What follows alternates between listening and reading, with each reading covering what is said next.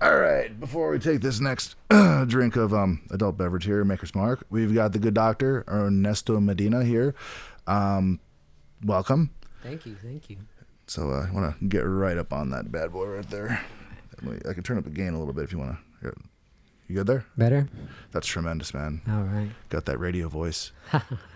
So we are here tonight to talk a little bit about your chiropractic work, talk a little bit about jiu-jitsu, shoot the shit a little bit, and maybe talk a little about head injuries, concussions, that sort of thing. Definitely.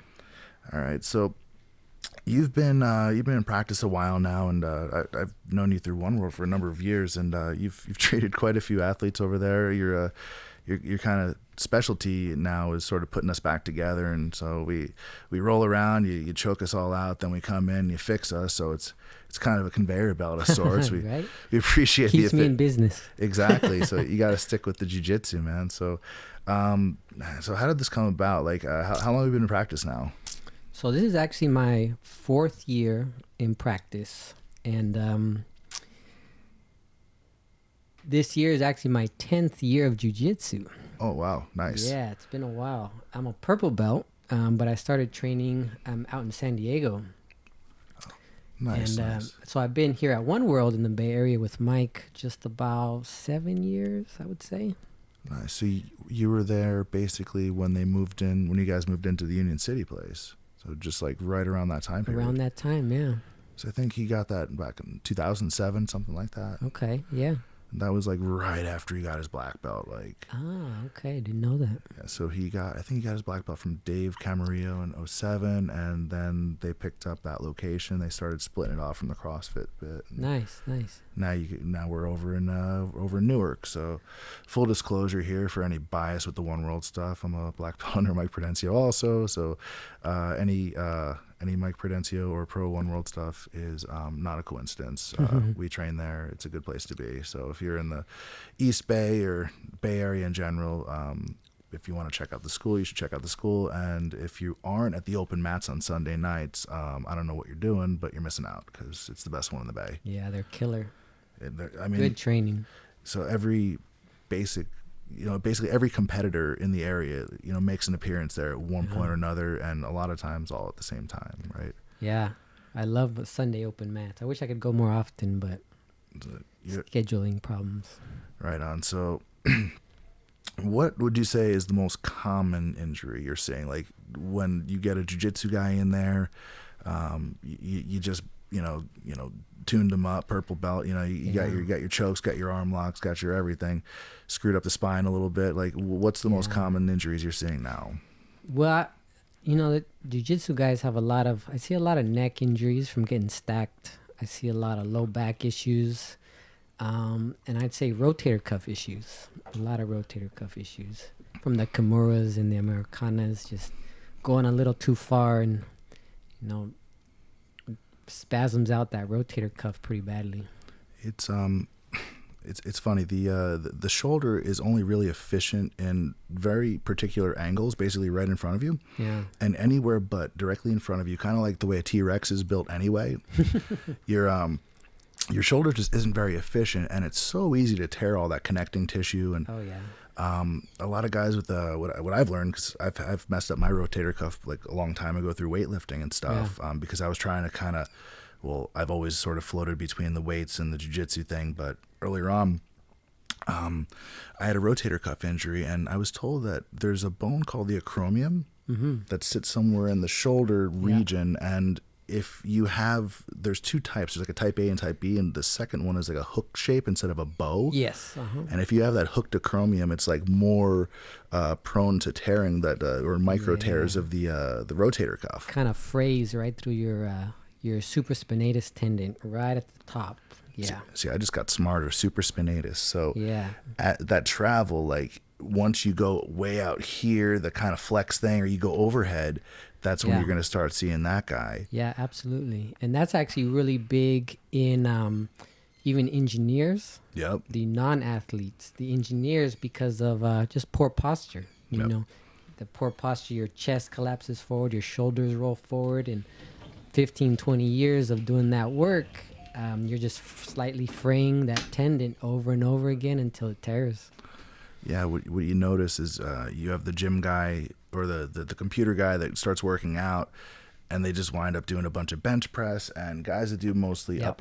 upper body work, that sort of have that computer posture, and everybody has it. I mean, a lot of guys hunch forward because even if you aren't a computer guy necessarily, if you just do a lot of upper body work and don't really work the back, Exactly. you're going to be pulled forward. And doing those mobility exercises to like open the chest up. So what I've learned is trying to kind of do not quite a bridge, but I'll put my palms on the floor and sort of elevate my hips and then sort of walk forward a little bit to sort of open up the chest a little bit. Yeah. So if I don't do that, I'm the rotator cuff guy. Like, Yeah. I'll tear the crap out of mine. Yeah, it's a huge problem, big time. So I always see people like every once in a while at the gym, like they're doing the band exercise, the rotator cuff stuff, the pulling from in to out and out to in. What I notice though is like most people will get those exercises and they're so boring they don't do them. Yeah. And it never heals. Yeah. Yeah, for sure. You have to stay on it constantly, and posture is a huge issue. You mentioned working the upper body so much. I like to call those the bar muscles. Yep. The Friday night before you go out, chest, biceps, and the abs. Oh yeah, that's the only time I do a single curl. I don't do any of it. I don't do any curls. I'll do pull-ups, I do push-ups, I do bench. Because I feel like the bench press, it's a compound exercise. Like the push-up, you should have that. But I really don't do many isolation exercises, and then I might find that to my detriment in certain things eventually. But for jiu-jitsu, the compound stuff that's where the money is. Absolutely, 100%. I've really stepped away from the isolation weight training exercises. I do a lot of kettlebell stuff. I like the kettlebell stuff. A lot of core, a lot of hips, strengthening, and a lot of balance stuff. Okay. I CrossFitted for quite a while because when we were with One World, sharing space with the CrossFit guys, it was right there. I love weightlifting. I figured I'd get into it, and I CrossFitted for a number of years. But I think my jiu-jitsu has never been better until I actually backed away from the CrossFit, focused on working accessory muscles, right? Don't work too much the flexors, but the back, the glutes, the hamstrings, all the posterior chain muscles. Because if you think about it, that engineer posture of the rolled shoulders, flexed forward, head forward, that's essentially what we train in jiu-jitsu, right? The guard. Yep. The guard is a sitting position on your back, right? So your hips are flexed, your knees are bent, we're crunching forward, and you're just reinforcing that poor posture mechanism. And I always tell the guys that I work with, the grapplers, that you need to do other accessory work. I think that's why the Diaz brothers are actually so successful. I mean, you always see them training for triathlon, swimming, biking, running. I think that's really important for your longevity in jiu-jitsu. Oh, absolutely. The mobility work is huge. I really enjoy doing compound exercises. I'll do sort of 6-week blocks of just trying to. I do some powerlifting. I can't squat that heavy. I've got some disc issues, so I'm not really. I physically could lift more, but I'm just not comfortable. Even though the bar isn't directly on my neck, but it's a compression rather than I do a lot to try to decompress my spine. So then by loading up with exactly nearly 400 pounds on my back, it's a lot. So deadlift, I'm fine. Yeah. I just hit 500 pounds, and I was stuck in the 400s for the better part of a year. Nice. So I was very excited about that. I hit that. I do a lot of kettlebell stuff. But generally I'll do 6 weeks of trying to reach my max. So as much as I can do on deadlift or whatever, one of these compound exercises I'm doing, be it front squat, back squat, whatever. And then 6 weeks I'll do more kind of maintenance circuit stuff. Yeah. Where it'll be kind of medium weight, but I'm just trying to bang out a ton of reps. I'll put together some basic circuit that I'll do would be 10 deadlifts and then 20 kettlebell swings and then plank for a little bit or push-ups, then plank or something. And just I usually do the plank last, and that'll be kind of my active recovery. And then I'm really focusing on deep breathing and just sort of patience. And just the breathing's a huge part of it. Absolutely. Another exercise I kind of like is this pausing squat. Oh, yes. So when you get to the bottom, you just, count 5 with your breath in, then explode up. And I feel like this one really, it builds explosiveness, and it helps you kind of work on that breathing, technique. Absolutely. Absolutely. Going back to where we started, let me ask you this. Have you ever been to a chiropractor? Yeah. I've been to. So I used to see Hank quite a bit. Okay. He moved his practice like to Cupertino, and it's not that far, but there's kind of traffic there. It used to be right down the block, Okay. which was great. So I've known Hank for years. We started Half Gracie together like in 05, well, he was before that, but I started in 05. Oh, really? I didn't know that. Yeah, so we were Mountain View Half guys. So Yeah. and we came over later, right? Once Batata basically went off, and because he was the instructor in Mountain View. Yeah. When he went to open his own gym, it was far, and Yeah. I looked around and who was left. I didn't know anybody. So then they opened AKA Sunnyvale, and I was like student number 1. Oh, very cool. They didn't have mats, anything. I met Alex and Bobby Southworth, and I just gave them my credit card. Just write the number down and call Nice. me when you're ready to open.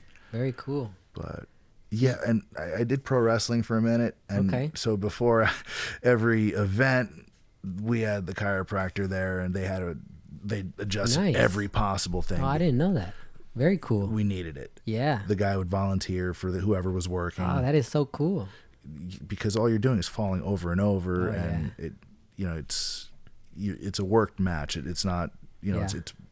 but it's kind of an improv, and stuff goes wrong. Oh, all the time, I imagine. So the next day you'd get up, and of course there's concussions and everything. But Yeah. they'd adjust the hips, every last thing you can think to have adjusted. But Very cool. Very cool. So you're used to that. You know what to expect with that, right? oh yeah, I'm in need of adjustment. Actually, I got to come see you. All right. We'll hook you up after the show, maybe. Fuck yes.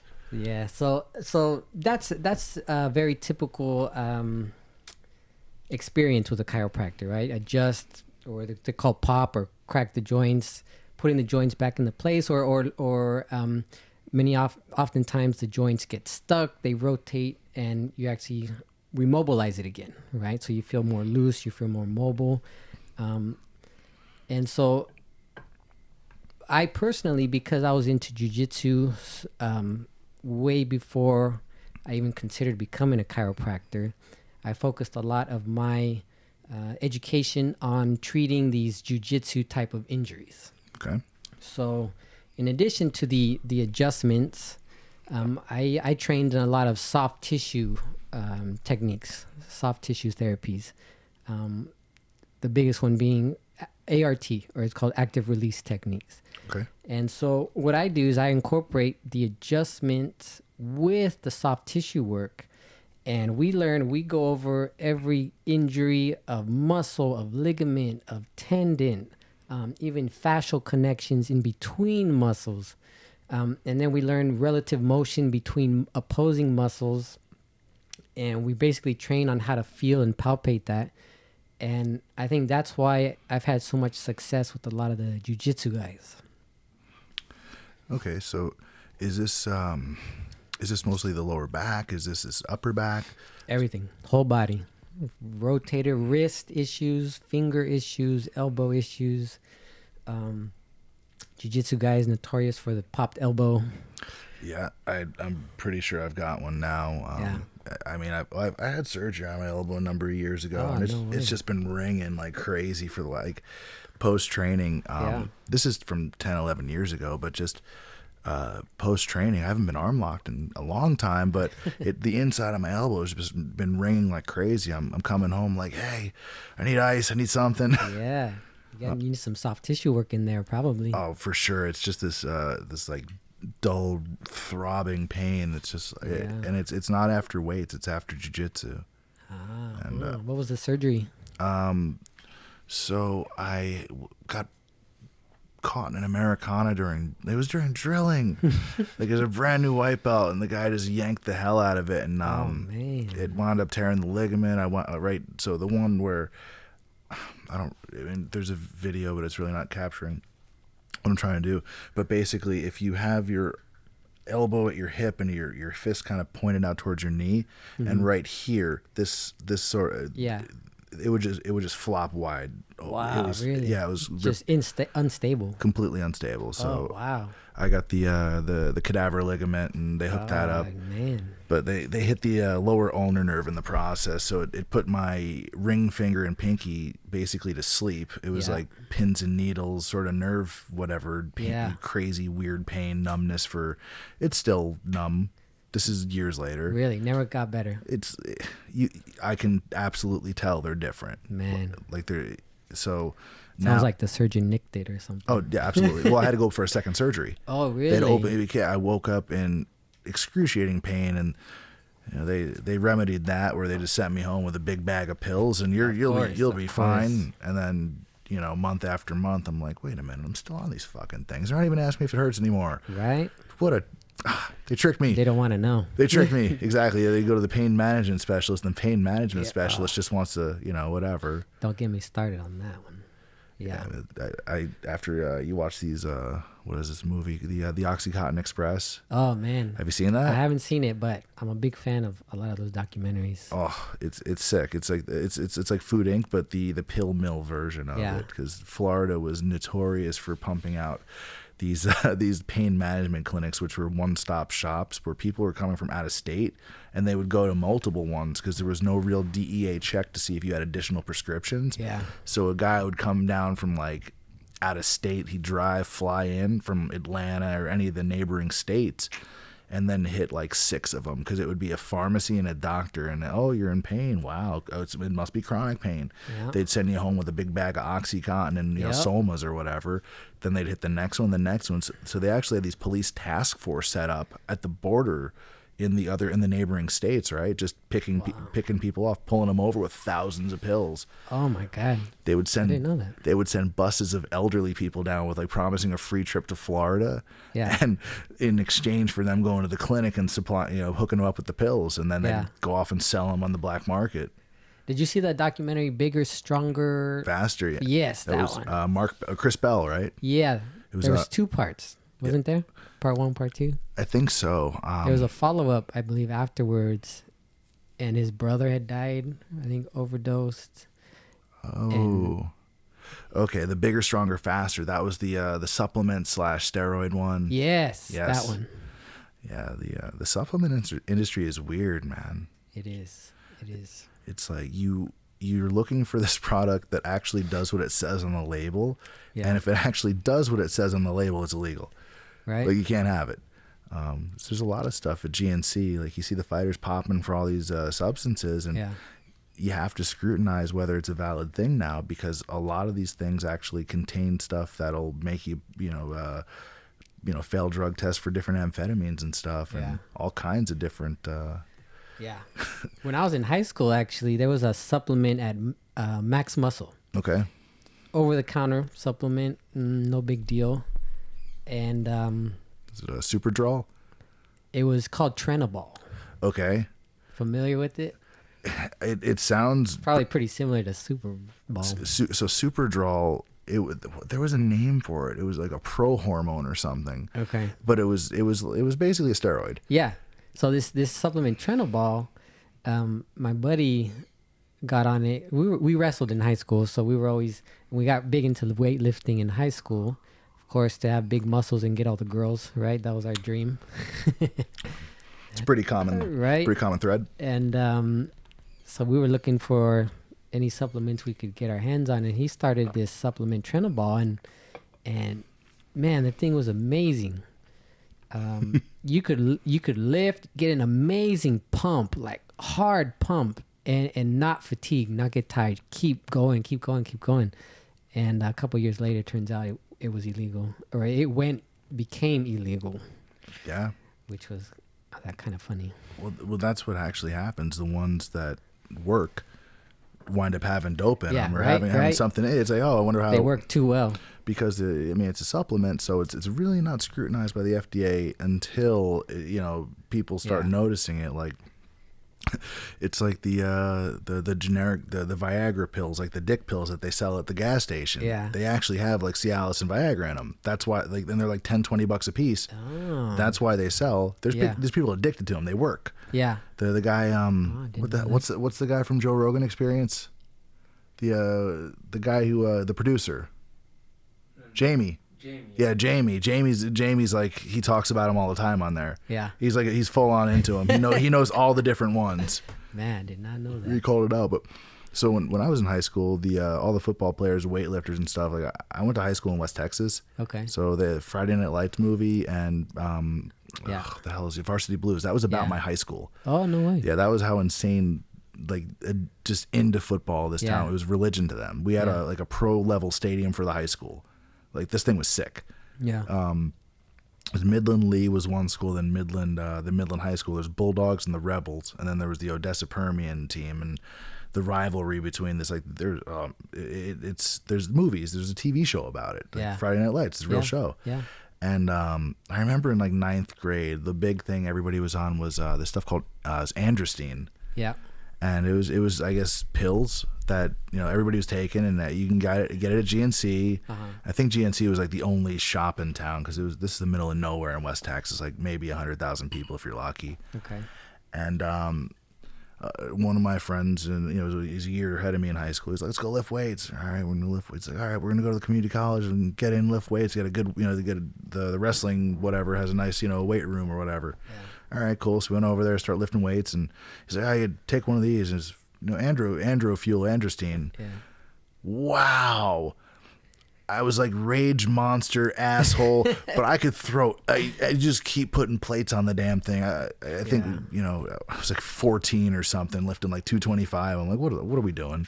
I was completely like I couldn't move the next day. Yeah. That it was the most I'd ever lifted in my life up to then. Stuff's scary, man. That's why people get addicted to it. Oh, I can absolutely see how people would get stuck on it because it works. Yeah. But you get this crazy rush. The pump you get afterwards, it's insane, but it's very illegal now. Yeah. Very illegal. I imagine. Like you said, if it works too well. Yeah, I mean, I'm surprised stuff like creatine and protein is not banned now too. I mean, it's right because it obviously works. It does something, but man, so one of the things we talked about earlier, and it's this hot topic. You have Will Smith making a movie about it. It's Concussions, right? It's a good movie. Did you see it? Tell the truth, I haven't. I've seen. I feel like I've seen the news stories around it, and I've seen the trailer enough times where like I feel like I have a good idea of how it went, but I haven't seen it yet. I saw Suicide Squad, so I was holding out for another Will Smith movie for a little bit. Man. I'm pretty sure the Concussion one's better than Suicide Squad, though. I heard it was not that great. Suicide Squad? Yeah. I still want to see it. I haven't seen it yet. Without going too far like into Suicide Squad, because I really want to talk about Concussions, but it had good qualities. Like there were good parts to it. Okay. Like Viola Davis is great as Amanda Waller. If you follow like any of this Justice League stuff, like she plays like the government sort of. Anyway, so this government person that sort of oversees the Suicide Squad. Will Smith was really good in it. Whoever played Harley Quinn, Margot Robbie. Margot Robbie. Yeah. That was cool. Her character looked good. Yeah, that came out good, but the Joker, I'm not from East LA, so like that's not my Joker. Okay. It was almost like a sort of a reimagination of the way Jack Nicholson's Joker was in the '89 Batman, the Tim Burton one. Yeah. But like East LA kind of Latino gangster version. Really? Yeah. Maybe I'll like it more than. I don't like. Have you seen it? Right. No, but I know that he took that idea off the British group. Which one? I'm about to get that. They were in the movie Chappie. Chappie? The girl. Have you seen Chappie? What's Chappie? Chappie's that robot, and then. That was a good movie too. Okay. It's a South African movie. Yeah. Oh. That one. I'll look it up. You guys keep going. But do you remember the '89 Batman movie with Tim Burton? Yeah. With the Joker and everything? With Jack Nicholson. Yeah. It was kind of goofy. Do you see how he was kind of the gangster instead of being like the sociopath, the way that Heath Ledger was? So there's been like 3 distinct Jokers over the years, like Golden Age, Silver Age, Bronze Age, and this was a reimagination of the Golden Age, like Jack Nicholson version of the Joker, where it was like he's a gangster, he robs banks, whatever. Okay. But he had a grill. He had Joker tattooed across his stomach, and ha ha ha ha, and the theater mask tattooed, and It was a different version. Like a cholo. A little. He had he had a gangster thing going, but there was actually a cholo villain, like anti-hero in it. Oh yeah, El Diablo was definitely a cholo. Oh. This guy was like straight Mexican gangster from like L.A. and he could like create fire. And his story was like, I guess he accidentally killed his family. Yeah. But he's like, I'm cool, homie. I'm never gonna raise a fist again. Like it was like very. He would have fit right in with Fast and Furious if he would have taken he would have taken out the fire. Like he would have fit right in with the family with Vin Diesel. Gotcha. The family. Yeah. Anyway, no, it was cool. And that guy, whoever played El Diablo, that character was cool. But there was other shit that was just it was like the movie was kind of disjointed. Yeah. A lot of people say that, and I don't like to be like this negative movie critic guy because like I think movie critics are like it's like male Yelpers. Yeah. I probably don't like you that much if you do that. Like just complaining about shit just to be negative, because there were parts of the movie I liked, but not the guy that dressed like the crocodile guy. Like I couldn't understand a fucking word he said because he had Killer Croc. He had these prosthetic teeth, so you couldn't understand a fucking thing he said.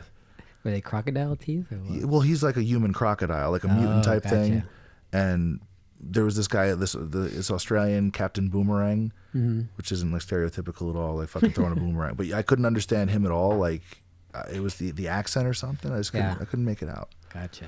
The controversy is that there's a group from South Africa called Die Antwoord. Die Antwoord? And basically the director was hanging out or had seen the lead singer star Ninja and his girlfriend Yolandi, and basically they're saying that he took the Joker look from Ninja and then the Harley Quinn look from Yolandi. So they stole that idea and used it for Harley Quinn and Joker. You know what's funny? There's every time they do these movies, right? All you have to do is you just look at sales figures for which comic books people fucking bought a lot of and liked, and there's your storyboard. Yeah. Then you just do that. Like, stop interpreting it and Hollywoodizing it and changing the shit out of it. Just do what's in the book. And people will like it because you'll at least be able to sell to those fans. And because those are like the diehards that actually like the books, that's a pretty good critical, idea of like what is going to be scrutinized. Like they actually understand the writing and the art. If they can just interpret that directly in Hollywood, it'll get mass appeal. Because if you can please these comic book fans, the rest of the world will fucking follow suit because they're already into it. They're into the content. For sure. Nothing to do with concussions. Nothing. This is what happens when you're drinking a nice glass of Maker's Mark. That's right. Ernesto, concussions, how do we prevent them? How do we diagnose them? Like, break it down, man. So, all right. So let's go back to the beginnings here. Because as a chiropractor, you wouldn't expect to see a chiropractor to treat your concussion or to evaluate you for post-concussion syndrome or anything like that. So, of course, my background was the jiu-jitsu. So a lot of my therapies, a lot of my training outside of my basic chiropractic education was in treating jiu-jitsu guys, grapplers, fighters.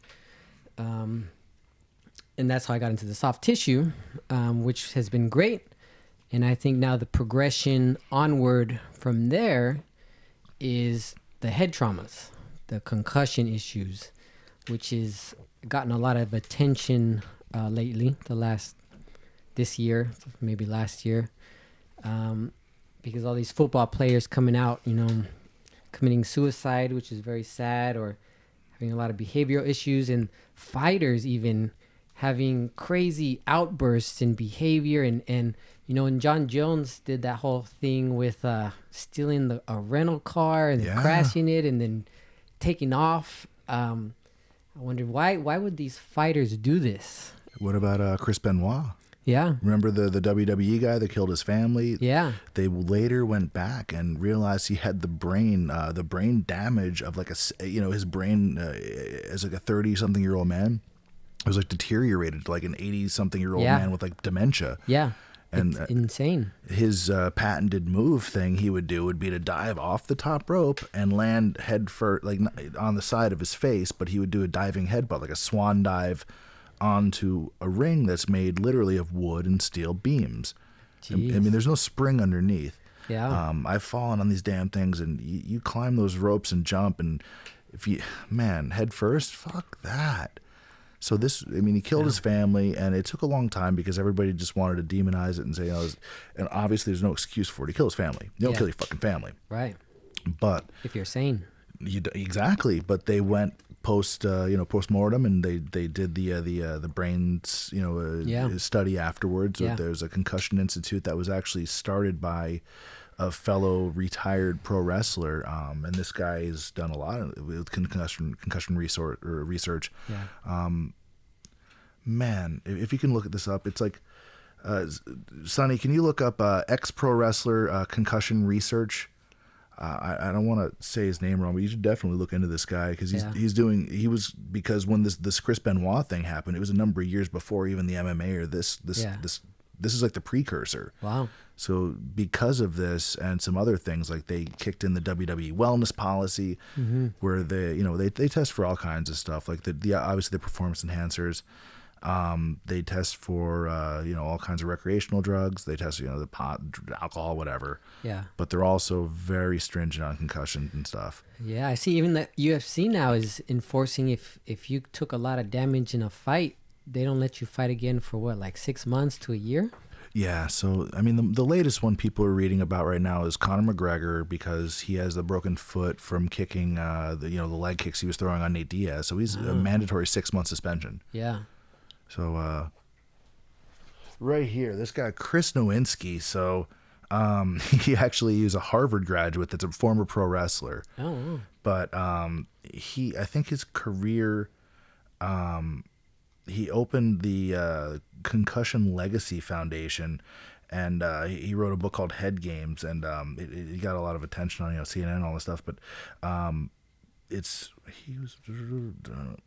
think he actually had quite a few concussions while he was in pro wrestling. But I don't want to digress or be sidetracked too much into this. But this is somebody people should probably look into, because before the NFL stuff, before the UFC stuff, this Chris Nowinski guy, he really called it out. Yeah. And a lot of the people, even in pro wrestling, they weren't wanting to hear it. Yeah. Nobody wanted to hear concussion. No, that's not a thing. Yeah. That's not a thing, because now, wait, what does our business do? Because of this guy, or in part of it, you remember like the wrestling in the late 90s, everybody's clocking each other with the chairs and stuff. Yeah. Now they don't allow unprotected shots to the head at all. So now you have to put your hands up when you receive a chair shot. It sounds like, okay. Good. Because before, people just take a steel chair to the head, and they're not gimmick chairs. No. There's a way to do it, but still you're being hit in the head by, a solid object by a 300-pound guy. Yeah. I'm sorry, like I don't want her hitting me in the head with a damn chair like that. Reals. That could kill you. Absolutely. In real life, that kills people. Yeah. And that you sustain this over and over, and you're fucked. Scary. Yeah. So that was not the natural progression for me to keep working with the fighters, the grapplers. And there's a surprising amount of concussions in jiu-jitsu. Flying arm locks, flying triangles that are missed, guys landing on their heads. Judo. I had a 12-year-old girl come in. I was working with her parents, and, we had built that trust. And she was a high-level judo competitor. Sure. She got thrown. And as she got thrown, she hit the ground, and then the girl landed on her head and sandwiched her head between the ground and her body, and basically bounced off the ground. And immediately headache, nausea. She was pulled out of the tournament. They went to the emergency room. They determined she didn't have a brain bleed. She didn't have a fracture, and they told her, all right, she's good. You can go home, rest, sleep, and stay off the mats for a couple days. Right? Yeah. And then they followed up, of course, the mom being worried, followed up with the pediatrician. Pediatrician said the same thing, take a week off. She's good to go. And then she brought her to me afterwards, and I assessed her. I took a look at her, and there's a very simple there's a bunch of simple tests you can do, but I just had her stand on like a balance pad, which is like a firm pillow, put on the ground. Have them stand on it, and you have them close their eyes. And see if they can maintain their balance. No joke. As soon as she closed her eyes, she fell sideways. She fell right off the pillow that I had her standing on. I was like, if you can't maintain your balance, you can't get back on the mat, right? You can imagine if she's back on the mat, she has no balance, no coordination. She sustains another head injury, even a light hit in the head or contact with the ground from a throw. It's going to escalate. Symptoms escalate. Severity escalates. Healing time increases. It's dangerous. Isn't it very common to have like repeat occurrences? Like if so the more concussions you have, like so even if I have a pretty major one, if something previously that would have been very minor and not even a very substantial trauma, isn't it now going to escalate because I've had a worse one previously? Yes. Like every smaller one you have since then, like every little one, you're like, I've had this before, it's fine. No, they compound over time. Yeah. Oh yeah, they do. Absolutely. And there's a specific time frame for which if you experience a second or third concussion in that time frame, it escalates exponentially. And I'll break that down a little bit later. Very specific, and it's dangerous. So going back, so since the natural progression for me was going from soft tissue injury to concussions to head injuries for these fighters and grapplers, I started a postgraduate program. Okay. So I'm studying basically neuroscience and functional neurology through the International Association of Functional Neurology and Rehabilitation, right? Okay. For short, IAFNAR. That's what they call it, IAFNAR. And basically, these guys are they call themselves functional neurologists. And basically, they work in that fine line between before full-blown disease, but symptomatic, right? People who, for example, can't get a clear diagnosis, but they know they're messed up, they're not functioning right, they can't figure out what's wrong, medical professionals can't figure out what's wrong. So they call that a functional pathology. Like things are out of whack, things are on their way to progressing to a worse state, and it's not until they get to that really severe state that they're able to be diagnosed. That's very common in Parkinson's disease and Alzheimer's disease. Parkinson's disease, it's not able to be diagnosed until you have 80% of neuron death in the brain. Wow. And so it blows my mind because they can't give a firm diagnosis in that until it's already late stage.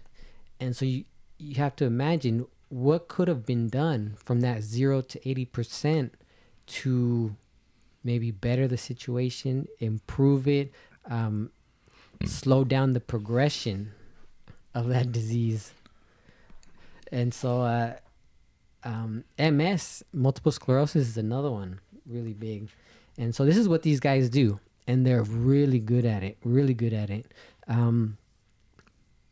the instructors, my instructors that I have, name's Dr. Brandon Brock, and the other one is Dr. Datis Karazian. They are chiropractors. One of them's a nurse practitioner, so they cross-trained. They have degrees in nutrition. I think they're doing PhD programs through Harvard right now in research for traumatic brain injuries. And so they have one of them has a clinic in Dallas, Texas called Cerebrum Health Centers. Okay. And this is what they do. They work a lot with vets with PTSD, traumatic brain injuries, concussions. They presented a case to us, an Alzheimer's case that was, it was amazing. And the stuff they do, I wouldn't have believed it if I hadn't seen a video case of it. Because they record for research and teaching purposes, they record these cases and they present them to us and we watch them. And it was amazing. An Alzheimer's case, a woman who couldn't drive anymore, couldn't tell time. One of the trademark tests of Alzheimer's disease is you have a person draw a clock, and with all the numbers on the clock, and then the hands of the clock. Okay. And when it's pretty progressed, they can't do that. They don't remember what a clock looks like. Okay. And so just that alone, pre and post treatment, in 2 weeks, and in 2 weeks they do it, or even less. It's pretty extensive rehab, but she was able to regain function, cognition, and she was able to drive again, which she wasn't able to do. And so this is what these guys do. And they really have a big passion at Cerebrum for vets. A lot of the services they do aren't covered by the VA or by insurance. So they hold a lot of fundraisers for them to kind of supplement the cost of the therapy. I've noticed there's a lot of red tape surrounding how sort of PTSD and depression and things like that. These sort of ailments that are very common with the vets coming back from overseas. Whether they're in the actual the battlefield itself or whether they're just operating drones. Yeah. What I've noticed, what I've seen is that the guys that are in the field in the infantry, they usually get to decompress a little bit before they go home. They send them someplace like Germany, something like that. Mm-hmm. You know, a more lighter tour, and then they come back. Versus the guys operating the drones, they're literally like zooming in, using, because they're not actually out there. Yeah. But they click a button and they're doing whatever they're doing. Yeah. There are still casualties, right? Yeah. They're seeing it in high definition on a screen, and then they just go back home. And being desensitized to that degree has to have there has to be a PTSD component to it. Yeah. And I don't think that they are receiving the same level of care or treatment that the guys out in the infantry, on the front lines, and Marines, the Army guys, whatever. Yeah. The one thing that seems really interesting to me, and it's barely being looked at by the FDA. I mean, it's barely even legal to research, is the psychedelic stuff. Yeah. So I know MAPS Institute's finally they've shown a lot of progress with some psychedelics in terms of PTSD, in terms of reversing the symptoms of anxiety, of depression. Yeah. There's been a lot of progress with PTSD as well, even addiction. Mm-hmm. So they've got psychedelics, sort of ibogaine, that's shown like 95% success rate treating like opiate addiction, for example. Wow. There's clinics outside of the U.S., but inside the U.S., it's like it's looked at as like this very controversial thing. Oh yeah. But we have MAPS. It's a multidisciplinary association for psychedelic studies, I think is what it's called. Okay. That might be wrong. But it's maps.org, maps.org. They're up in Oakland, I think, is the headquarters. It's a global thing, though. Yeah. But right now it's looked at as like, the Nancy Reagan kind of war on drugs back in the 80s, like still like drugs bad. Yeah. But, alcohol's fine. But if this thing that kills brain cells and like DWIs and stuff, this is good. It's fine because it's industry. We understand it. We whatever. All those painkillers too. They're fine. So you can be a white collar heroin junkie and you're just fine. But if you buy it on the street, and there's a lot of heroin overdosing right now in all over the country. In New Jersey, I'm hearing it a lot. Really? They rescheduled a lot of the opiates to where they're harder to get, like the Vicodins, the Percocets, the Oxycontins. They're harder to get. Yeah. So you're getting people that are instead, even if they were getting them from the doctor, if they're like, hey, I can't prescribe them anymore because they changed the law. Yeah. Some of these pill mills that existed can't exist anymore. Yeah. So these guys that were hooked on it, now they're going to heroin because it's the same thing. They're able to supplement their same addiction by going to the street, and you're having heroin overdoses because you have guys that are going and it's not a regulated dose. Right. I mean, at least with the white collar stuff, like one pill is one pill. The other thing is guys are going to rehab, then they get out, right, and they go right back to using, and they go right back to the same dose they were using before they went to rehab, and they're overdosing and dying. Yeah. So you're seeing that, like, we're having a resurgence of heroin addiction because they rescheduled the stuff that they decided like it was good for us 10 years ago. Yeah. But then we're seeing what it does in the field, right? We're seeing, you know, with the repercussions in terms of addiction and death and all the overdose. And you see the pill mills busted before the steroid places were busted. Were the athletes? Yeah. It was pills first. The WWE guys, the NFL guys. There was, you know, a couple different of these pill mill scandals back in like the early 2000s. Yeah. Then it was the steroid doctors. And, you know, now concussion's the buzzword, right? Yeah. So in terms of in Dallas, like how is PTSD addressed? Like how what kind of stuff are they doing? Like from that perspective? Yeah. So it's very integrative. It's very complex. What I'd like to do is I want to break down kind of what happens in a concussion. Okay. And that'll give a better understanding to why all these symptoms kind of follow it. Okay.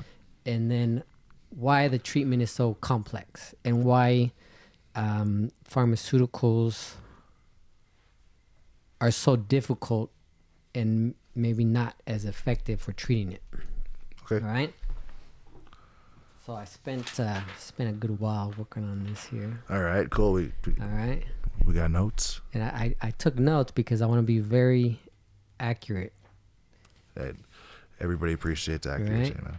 All right. So what happens is, so one of the things they talk about in that movie Concussion with Will Smith is that the brain is essentially floating, right, in fluid in your skull. And so every time the skull or the head moves, the brain doesn't always necessarily move with it, right? So you're getting punched or you get a whiplash in the head, the skull moves back, the brain has a delay in movement and bumps the front of the skull, right? Okay.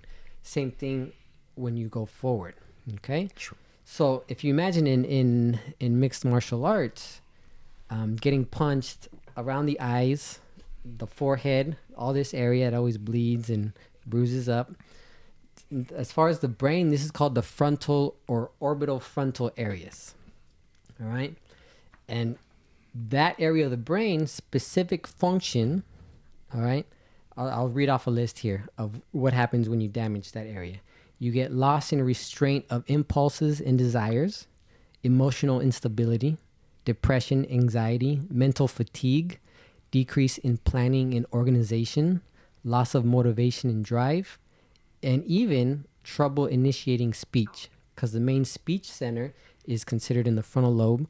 And I was reading an article today on fighters being punch drunk, they call it punch drunk, and you get out of a training session and they can't even talk. They got slurred speech, they're stuttering as if they were drunk.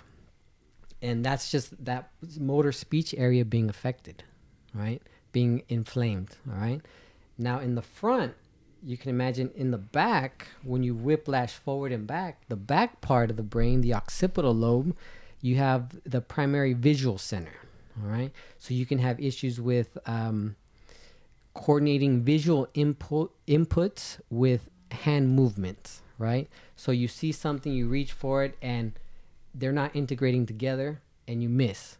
Okay. And you can see how important that is if a fighter goes out and starts training again and he can't coordinate eye and hand together, he's going to get hit a lot more, right? Sure. The other portion in the back that gets affected is the cerebellum. It's called the little brain, all right? Now that is really important. When that gets affected or damaged or bruised or inflamed, you get loss of balance and coordination. You get spinal instability. You get loss of coordination of limb movement. So you can imagine a tremor. Guys, you see Muhammad Ali, he had Parkinson's. Sure. But you can get early tremors that aren't necessarily Parkinson's, but it's a inflammation or damage to that part of the brain, right?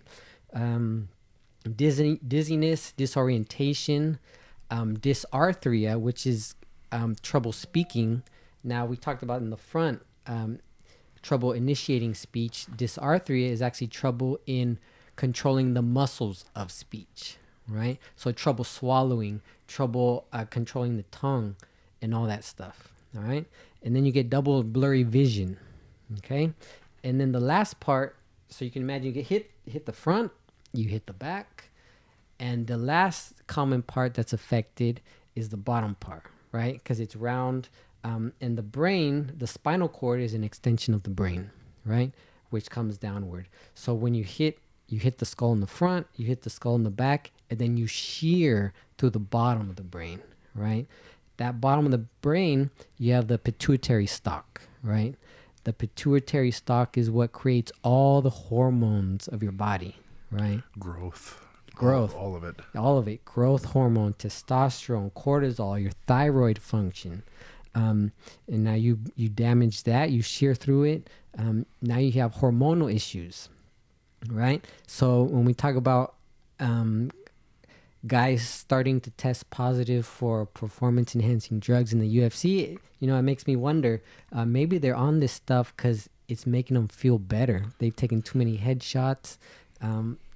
And I listened to a Joe Rogan podcast, a medical doctor who was treating traumatic brain injuries in guys, and all he was doing was the hormonal part, supplementing with growth hormone, testosterone in guys, in men, and he was having pretty good effects. They were improving, and that's the mechanism he was changing. So my concern with that, and I agree, usually when you're talking about people that need testosterone replacement therapy, because we used to have exemptions in the UFC for that, right? Mm-hmm. So here are the cases where if you have this hypergonadism or whatever, if you do require testosterone replacement therapy, or under around 30, and you're still fighting, like the general causes are one, you abused it early on, and now you need it. Otherwise, like you can't create it. That's one. Mm-hmm. Should you be granted that on a basis of you were irresponsibly younger? So maybe too naturally you just don't have it. Should you be granted it just to get a natural level of it? Well, is there a reason you don't have it? And let's talk about what you just brought up in terms of traumatic brain injuries. Yeah. Mm-hmm. So in the case of traumatic brain injuries, if you've had a traumatic brain injury to the extent that is it affecting your hormone levels to this detrimental degree that you're not producing IGF, you're not producing HGH, you're not producing any testosterone, you've got depression based on this, that you've had this severity of brain injury that you're no longer producing these chemicals, what is the risk now that you've had such a bad injury? Should you fight at all? My answer is no. I don't think you should. Mm-hmm. And I also don't think you should be supplemented for previous behavior being what it was. If you're irresponsible when you're young. For sure. Because, okay, let's break it down. Like, life's not fair. There's going to be John Joneses in life. My dad taught me that lesson when I was young. There's going to be John Joneses. There's going to be just motherfuckers that are just physically your superior. Yeah. And then there's going to be the, whatever. And people talk about an even playing field. When did we ever have a fucking even playing field? Yeah. So again, when you talk about traumatic brain injury and having to supplement this stuff, it's like, yeah, that's one reason they used to approve it. Mm-hmm. But I think it's bullshit, and I'm actually kind of glad they don't do it anymore, because I mean, like you were saying before, like these can be compounded, right? Yep. And if you've had a concussion that bad in the past, like that it sheared your spinal cord, pituitary gland, like what's the next step if you have one more? Yeah. Like death, like the spinal cord's pretty fucking sensitive, right? Yeah. It is. Right. So, I mean, that's kind of, I don't know. That's kind of my 2 cents on it. Yeah. Yeah. It's definitely an ethical issue for sure.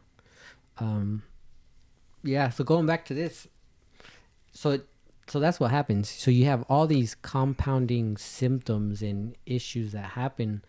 And there's no one drug or even multiple drugs that can address each one of the. You can imagine you can have a bag full of a 1 gallon bag full of pharmaceutical drugs to try to treat the depression, the anxiety, the tremor, the testosterone issue, your everything, your double vision, your headaches, your migraines.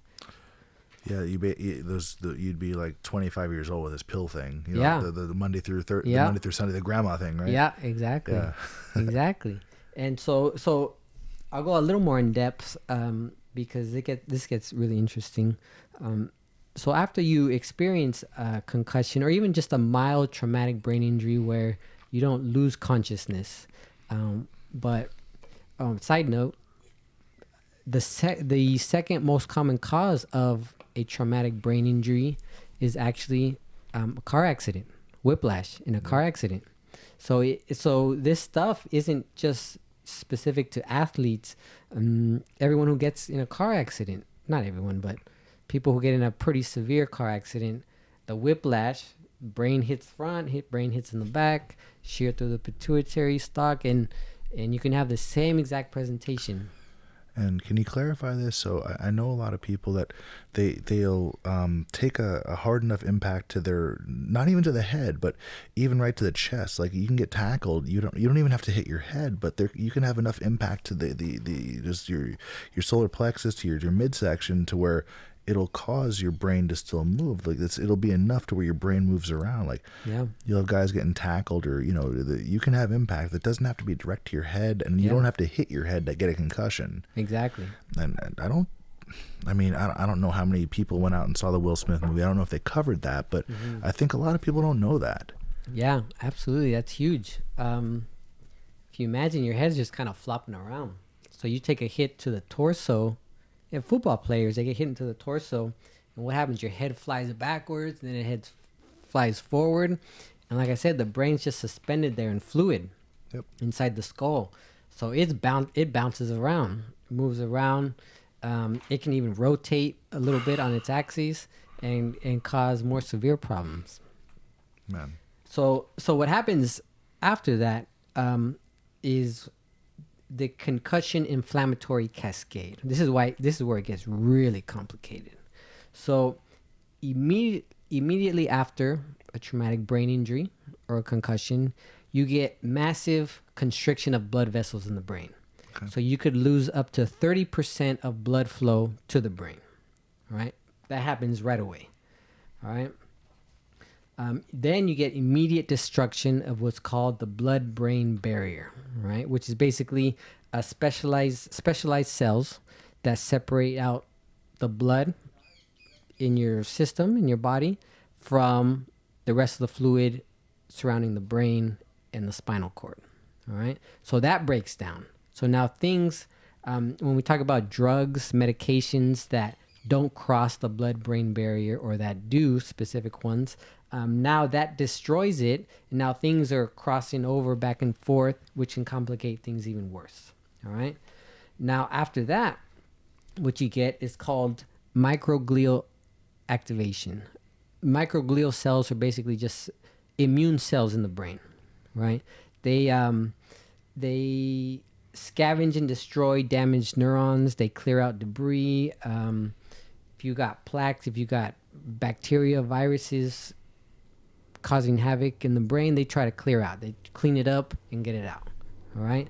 So these guys fire up to try to clean up the mess from the concussion. All right. However, what happens when these guys fire up, these guys are active for about 14 to 28 days after the initial injury. All right. So, they're active. They're doing their job for up to a month. And if you sustain another head injury or concussion in that time, your healing time increases exponentially, all right? Because then they fire up even more, right? After that, what you get is, because I know you like your Coke Zero and your no sugar soft drinks, you get massive release of glutamate and aspartate from neurons in the brain. All right. And the reason that's such a big deal is because glutamate, MSG, artificial sweeteners like aspartate, they're actually excitatory amino acids in the brain. Okay. So they fire up neurons, which is good when you need it, But if you're consuming it and it's contributing to the amount of what you have already in the brain, you get what's called excitotoxicity. And there's a neurosurgeon who wrote a really good book on this called Excitotoxicity, the Taste That Kills. And all he does is research now, but this artificial sweeteners basically excite neurons to the point where they just explode and die. Oh, awesome. Right? So you don't get the glucose and insulin surge, which is good. But you kill brain cells. Exactly. So if you get a concussion, cut the Diet Coke. Exactly. Okay. Diet Coke, artificial sweeteners, Chinese buffets, because they like the MSG stuff. But you know what? The stuff is so hidden now. They've changed the name of it so many times so that people can't even recognize it anymore. It's insane. So you're not just going to be able to see aspartame in the product or list. MSG. They're just going to call it something else. They're going to call it. Commonly, it's called all natural flavoring. Oh, okay. Oh, Yeah. Gotcha. I had a friend actually who's allergic to MSG. She bought some beef jerky from Costco. Okay. And she checked the ingredients. It said all natural flavoring and beef. And she broke out in hives. Like, I don't know what happened. I checked the ingredients. There's no MSG in it. But it said asterisk, all natural flavoring. Proprietary blend. Yeah, exactly. The proprietary blend. Yeah. Exactly. So, yeah, it's well hidden in foods. It's hard to... But anyways, you get this massive release of this stuff. Glutamate and aspartate, which causes excitotoxicity, pushes neuron death. Basically, excite to the point of death. You know how many people will say, "I told you so" if I die because of a fucking Coke Zero? You know how many of you guys are gonna say that? Right. Each and everybody, all of them, except for the 3 people I know that actually drink this crap. Right. What it was, I grew up in a house with my father was diabetic, so we didn't have regular soda at all. But yeah. You know, my dad was a lot older than my mom, so he didn't drink alcohol, but we always had fucking Diet Coke in the house, so I got used to it. Yeah. And yeah, that's not addictive or anything. Is it a kid drinking Diet Coke? You know what's funny is or not, maybe not funny, but interesting. I just read a research study saying that drinking diet drinks actually doubles your risk for diabetes. I'm not surprised. Yeah. And the mechanism is basically it destroys your natural intestinal bacteria. Oh. Which furthers the inflammatory cascade and increases your risk for diabetes. Yeah, I'm surprised I don't have it already. Genetically, I'm surprised I haven't got it already. And then knowing that, but I have all this information. I'm aware, and I just do it anyway. It's like It's like that Fear and Loathing in Las Vegas movie with Hunter S. Thompson or whatever. He's like, yeah, I knew it was wrong. I did it anyway. Right. It's like that. It's like that. I'm an asshole about some things. But most things I stay pretty healthy. I think I eat better than 99-ish% of the world's population. Oh, for sure. But then that. For sure. Hey, I have my vices too, you know. I really don't drink much. I really these have been sitting here quite a while, and but it's when in Sunnyvale, right? Right. So this is what we're doing. There you go. All right. So what happens next? The next step of that is within 6 to 12 hours of the concussion or traumatic brain injury, you get what's called a leaky gut. Have you heard this leaky gut? It doesn't sound pleasant. Doesn't sound pleasant. Does not sound pleasant. Or these, I guess the more scientific word would be increased intestinal permeability. We had Sonic the other day, and afterwards I had what could be described as a leaky gut. Or somewhere in that southern region related to digestion. Leaky colon. Oh yeah, the colon was on fire. There was a movement. Right. There was a movement. Right. That's funny. So this very similar to the blood-brain barrier is a barrier that separates basically the stuff in our intestines from our bloodstream, right? Which is very important because if you imagine the easiest way external pathogens, say bacteria or viruses, get into our system is through the foods we eat, the things we put in our mouth. And the intestines are designed to keep that out of our bloodstream. So, and they've shown this in a lot of vets with concussion issues, that you get within 6 to 12 hours, you get basically a leaky gut. So that in itself can increase the amount of inflammation from the intestines that feeds into the brain inflammation, right? When we have a leaky gut, you get proteins in foods leak into the bloodstream, and our body recognizes that as foreign. Okay. And it tries to attack it. The immune system says this doesn't belong in the bloodstream, we're going to attack it. And when we talk about autoimmune diseases, what happens is these proteins oftentimes mimic our own tissue. And it's amazing the amount of people who have autoimmune diseases. It's getting worse and worse. And the immune system recognizes this protein as a foreign. It mimics a tissue, and then it starts to attack not only that foreign antigen or protein that's in our bloodstream, but it attacks whatever tissue mimics it, right? It can be, in the case of rheumatoid arthritis, it can be your joints. In the case of multiple sclerosis, it could be your myelin, the nerves. It could be anything. In the case of thyroid issues, Hashimoto's disease, the immune system attacks the thyroid. So that just fuels then the brain inflammation after that. All right. So then we talked about this already. After that, over time, you get either upregulation or downregulation of hormones. They start to suffer. You get too much of one, too little of another. Cortisol, which is commonly known as the stress hormone, usually becomes too high. It affects our sleep. We can't sleep anymore. It leads to depression, lots of different things.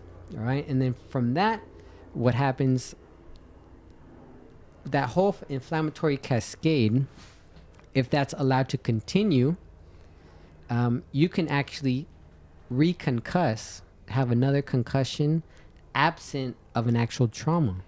You can reconcuss chemically, they call it. So if you already have this inflammatory cascade happening, and it's so bad and nothing's done to intervene and stop the cycle, it keeps happening and it keeps getting worse and worse. So you actually reconcuss absent of trauma. And that's when you get into the severe cases of these football players killing their families or committing suicide. I remember when Junior Seau was found dead, he had shot himself. Nobody could believe it. And, they found he had a pretty messed up brain too from all the head traumas. And that's where you get the CTE or chronic traumatic encephalopathy, which is what they were calling it in the football players. So in terms of preventive care, preventive measures, are there any early warning things? Are there any markers? What can people do to sort of to preempt this sort of thing? Is this treatment? You mentioned that it happens chemically. If it's treated, if you catch it early enough, what's the difference in terms of severity? Yeah, so huge difference. If you're proactive right off the bat, you can make a big difference for sure. So days 0 to 14 are the most critical, right? You want to minimize any kind of sensory stimulus. You mentioned earlier that you have sensitivity to light. You can have sensitivity to sound, sensitivity to quick movements. Initially, first couple days, you want to minimize all that. Focus on resting, on sleeping. You also want to actually minimize cell phone use and laptop computer use. Is this the color? Is it the? It has to, partly with the color, the blue light. Okay. Which the blue light's actually been shown to mess with your circadian rhythms, your sleep cycles. which I just heard the new Apple operating systems actually installed some kind of app that limits the amount of blue light you're exposed to. So I heard, you know, Dr. Rhonda Patrick? Yes, I love listening to her talks. So one of the things she actually said to do was to go to accessibility settings on your iPhone. I don't know the Android version of this, but in the iPhone, there's accessibility settings, and then you can put it on grayscale. Yeah. And this actually, with people that have sleep disorders that are like very prone to using the phone like all the time. Yeah. First of all, this will take down it'll make it less desirable chemically for your brain. Mm-hmm. I guess it's not going to be like quite as much serotonin released because of the color, the stimulus, the blue light, as you mentioned. Yeah. And then also because of this, people that have, you know, problems sleeping, that use the phone very close to bed, like obviously like, it's better if you do have sleep issues to cut off electronic use altogether, like at least 1 hour before bedtime. 100%. And if you're drinking things with a lot of caffeine, any sort of alkaloid that has like stimulus, like a effect, like, you know, chocolate, whatever. Yeah. You'll cut this off a long time before bed because it's gonna have a, you know, residual effect it's gonna keep you up. Mm-hmm. But again, yeah, by switching to grayscale instead of color, it's supposed to kind of help you and make it less desirable to use the phone constantly, to cut down the addictive, properties of it. Yeah. Yeah, exactly. Yeah. I hadn't heard that talk. I'm a big fan of hers. I like listening to her talks. This is one of her 100 Joe Rogan appearances. Right? Like, and yeah, if you do have, I mean, I'm very anti-Ambien. I'm very anti, you know, sleep medication. Oh man, that stuff's terrible. That stuff messes with your brain chemistry so bad. It's crazy. I've heard it's not actually really sleep when you're sleeping. Like you're not getting the same effect of like sleep if you're in like this Ambien coma. Yeah, as you wake people up, get addicted to that and messed up for a long time. And the reason for addiction to that is obvious. Like sleep is tremendous. Yeah, you need it. Yeah, your body breaks down. You won't heal from these concussions. I know from personal experience, the worst concussion I ever had on the mat, I caught a knee to the temple, really good, and I mean it dropped me. I don't think I was out, but I was definitely, you know, I was as close to it as possible, right? Yeah. The next few days, I was very photosensitive, as you mentioned, but every time I would take like a significant step where it would like kind of jar your body, like jump, there'd be a flash. And I tried to go back to jiu-jitsu early, and we were doing the hip escape drill, and I was okay with that. But then we would do forward roll, and every time I would do it, I would pop up to my feet, or the backward roll, I'd pop up to my feet, and it would just be a flash, and I felt like I wanted to throw up, and I'm like, nope, I can't do it. I came back too soon. Yeah. So I had to take a few more days off, and it was a good I want to say a week to 10 days. Yeah. Of I just couldn't do anything, and this is years and years ago, but I've had a few smaller ones since. Nothing ever that severe. Yeah. But, it was very scary. It is scary, and those symptoms were pretty minimal. But when you get into the other dizziness, vertigo, a tremor, even it's scary. Yeah, I don't think I ever had that. I was just definitely very photosensitive. Yeah. And I caught a knee to the head, as I mentioned, kind of before we turned the mics on. Just somebody sort of like, you know, you kind of you know, just a scream of your leg, or you kind of like I don't even know how you want to describe it, but you windmill your leg. Yeah. I caught the side of somebody's knee, like the ACL side of it, Yeah. you know, where like it attaches to the thigh or whatever. I caught one of those on the side of the head, and there was a bright flash. I'm like, oh man, Yeah. what's this gonna be? But there were no associated symptoms that came along with it. So I feel like I lucked out. Yeah. But just having that flash, like that sort of bright flash, I'm like, crap, that was a concussion. Yeah. Even though most people would probably not associate just a minor head trauma with you know, you don't have to be knocked unconscious to be concussed. Yeah. Oh no, not at all. No, it doesn't have to be a very big impact. I don't think people realize that either. No, not at all. You can have a 5 mile per hour car collision and have a slight concussion or a mild traumatic brain injury and experience all that stuff. 100%. Yeah, and it's going to be compounded because if you had a bad one previously, then even a smaller one, and now that smaller one's a medium one. Yeah, 100%. And